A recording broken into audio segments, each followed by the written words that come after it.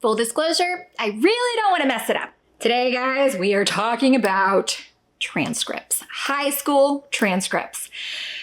And I don't want to mess it up. I don't want to mess it up. So let's go. Welcome back to Making Everyday Magic. My name is Shanna. If you're new here, we're a homeschooling family of 4. We are entering our 9th year of homeschooling. My oldest is going into 8th grade, which means it is go time as far as homeschool transcripts are concerned. So today we are going to be looking at 15 mistakes to avoid on a homeschool transcript.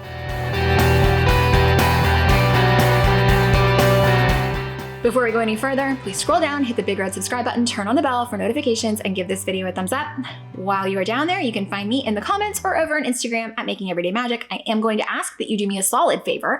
If you've done this, if you've transcripted, if you've gotten your kids into college, trade school, any next stage of life, give this girl and everyone else here some tips, okay? Please do that. Now, here's the deal. I do not yet have a transcript. I do not yet have a template for you. I do have some credits earned for my daughter, so I need to get on it. What I am doing right now, the stage that I am in, which I feel like is a really good time to share, is research. So I have been studying up on everything there is to know about transcripts, and I have come across and compiled a list of 15 mistakes that are commonly made on homeschool transcripts. So first and foremost, before we make a homeschool transcript, before we're transcripting homeschool, let's start with the mistakes that we definitely want to avoid. Okay, so the entire concept of homeschool transcripting is really intimidating. I feel like each new step in your homeschool journey is just increasingly high stakes. So when you are choosing to homeschool, terrifying decision, right? Can I do it? Can I not? You're doubting yourself. Like, oh yeah, okay, I've got this. As your record keeping, as your portfolio keeping, as your curriculum planning, it all just increases. And the older they get, the more serious it gets. And so there is a lot of intimidating stuff at play here, which is why I am researching like absolute crazy, because just like with my record keeping, in the event, I want to do it so well, one, that it is unquestioned. And then in the event that it is questioned, I want to have all my ducks in a row to really back it up. So I've got printed right in front of me 15 common high school transcript mistakes, okay? So here we go. The very first one, I've got them, I'm going to read them, is not starting early. I do not want to be left in 11th or 12th grade when an opportunity does present itself to be applying to colleges or having some sort of review of the classes and the tasks, goals that we've completed as homeschooling family. I do not want to leave that until the end. I want to start now. I want to start now when she is in 8th grade because she did earn a high school credit in 7th grade. I want to keep records. I want to be doing this in the moment so that it is easier, because if you wait, it will just be harder, okay? It will just be harder to do. It's just a simple fact. It's going to be harder if you wait. So start early. So mistake number 1 is not starting early. Mistake number 2 is not counting high school credit earned before 9th grade. Now, I can see how this can be really intimidating because most transcripts feature a 9th through 12th grade year, and then that's it. But my plan, my intent is to make a section prior to 9th. I'm not necessarily going to put down that she took algebra in 7th grade, but I will have like a prior to 9th grade section because I think it's important. I don't want to have her redo that. And so it just makes sense to start, to be sure that you're including those credits that are earned before 9th grade. Number 3 is using inconsistent course titles. So don't write English for 9th grade, ELA for 10th grade, reading for 11th grade. What you want to be doing is keeping it really standardized with your public school counterparts, keeping it really consistent. So English 1, English 2, English 3, English 4. So simplify it. Quite honestly, the more that you can make this look, because here is my goal, okay? So give me a thumbs up down below if you sympathize with this.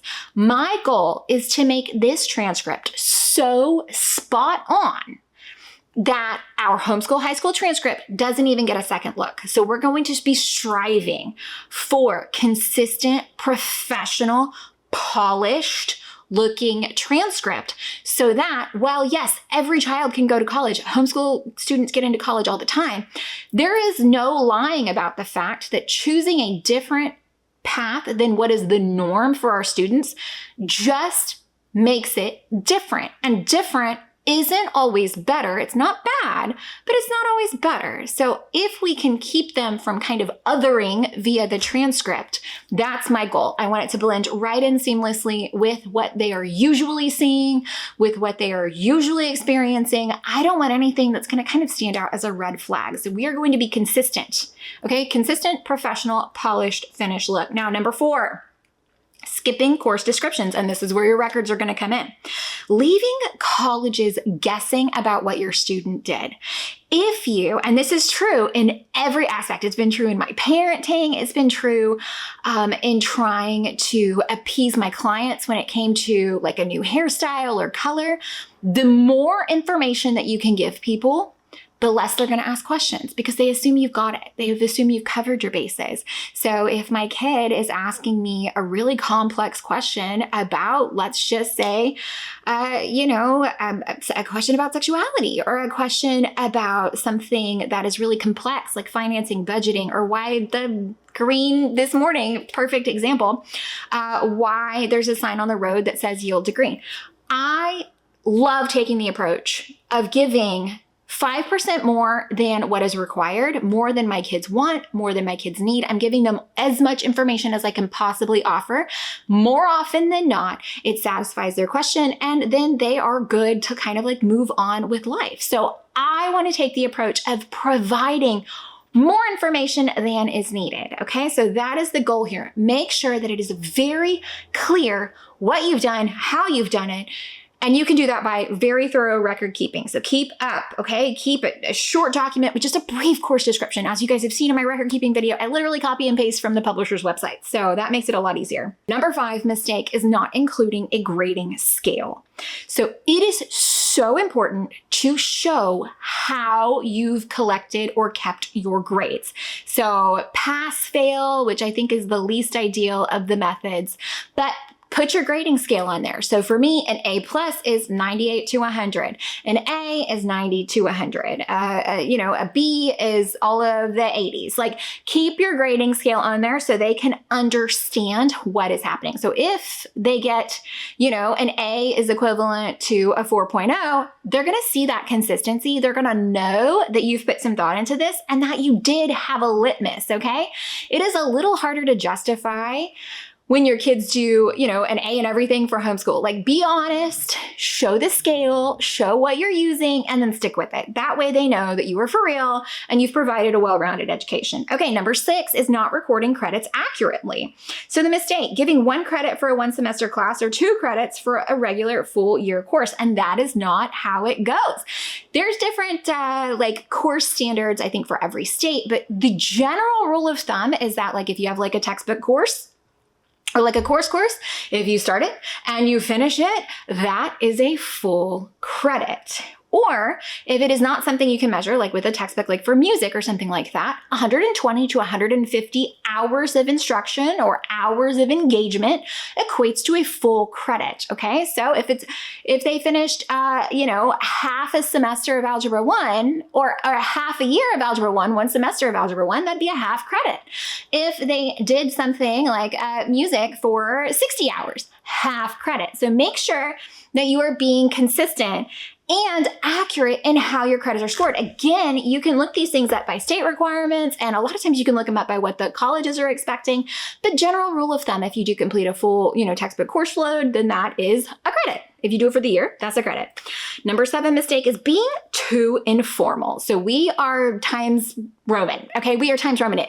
We are not We are not Comic Sans. We are not bubble letters. We are not doing that. It is super important that you are being formal. You are taking this education seriously. It is, academic things tend to be kind of hoity-toity.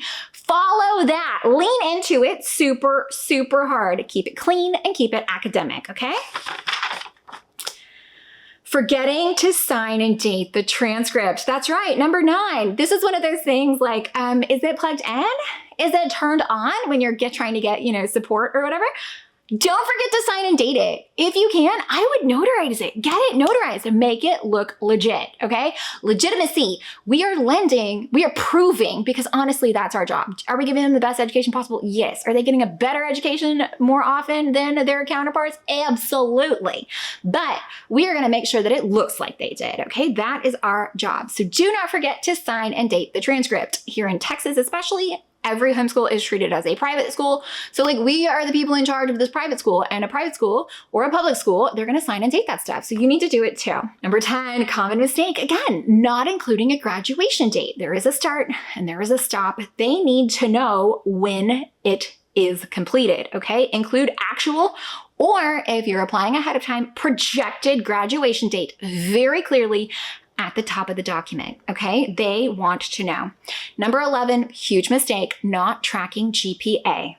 Again, if you've set up your grading scale, then this should be real easy for you because you need to be tracking your GPA. It matters. Colleges look at that. And no, it may not be required, but that doesn't mean that it's not a lot easier if you just do this on the front end and include it that way. Make sure it's weighted, okay? If you've done honors courses or dual credit courses, those are things that definitely need to be noted on your transcript and factored into your GPA.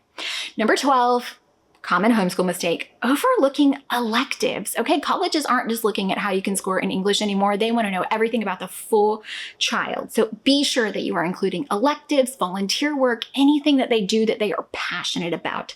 Last year at the homeschool conference that I went to, one of the things that I sat through, the seminars that I sat through was about, college funding, college entrance. And they talked about how now colleges, it doesn't matter if you have a perfect score. That doesn't matter.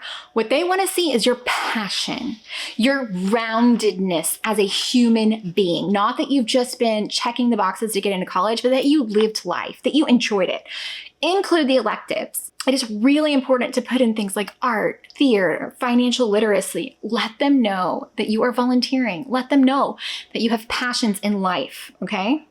Number 13, not keeping documentation. Everything that goes on that transcript, you need to be able to back up and document, because again, you never know when those questions are going to come. And if you're doing it thoroughly with your record keeping, you're going to see what on the back end, okay? And that is really, really important. They want to know, and you never know. It may be college applications, it may be scholarship review, it could be any number of reasons why you would need that, but document it. It's very important. And again, it's so much easier to do it on the front side.